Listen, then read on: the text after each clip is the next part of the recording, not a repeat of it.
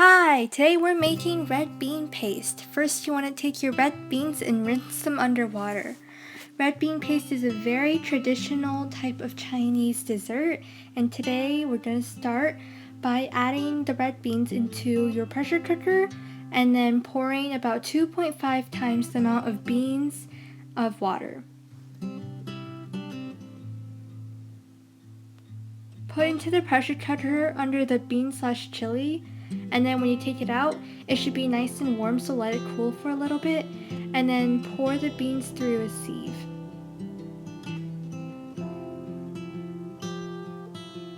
Now pour the beans into a blender or a food processor.